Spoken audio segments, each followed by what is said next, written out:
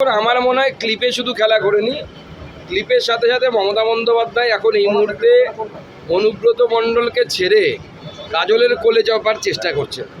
এটাকে রাজনৈতিকভাবে নেবেন, আক্ষরিকভাবে ধরবেন না, আমি সেটা বারবার ক্লিয়ার করে দিচ্ছি। কিন্তু রাজনৈতিকভাবে মমতা বন্দ্যোপাধ্যায় বীরভূম জেলার ক্ষমতা একজন তার দলেরই নেতা, মুসলিম নেতার হাতে তুলে দিচ্ছে।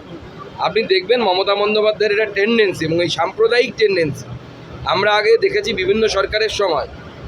জেলার ডেমোগ্রাফির উপরে, অর্থাৎ জেলায় কোন ধর্মের লোক বাস করে সেই লোকের সাথে কিন্তু অফিসারদের কোনো সম্পর্ক থাকতো না।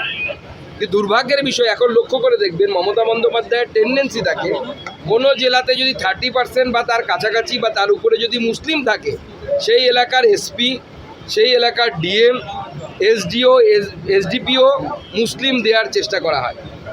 ঠিক সেইভাবে রাজনৈতিক ক্ষমতাও হিন্দু অনুব্রত মণ্ডলের হাত থেকে তুলে মুসলিম কাজল শেখের হাতে বীরভূমে তুলে দেওয়া হচ্ছে।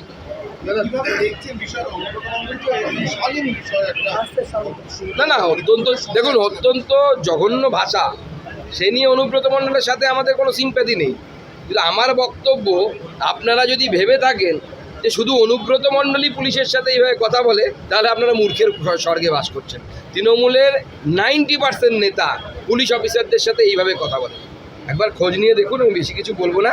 মুখ্যমন্ত্রী আইএসদের সাথে খেপে গেলে কোন ভাষায় কথা বলেন সেটারও একটু খোঁজ নিয়ে রাখবেন।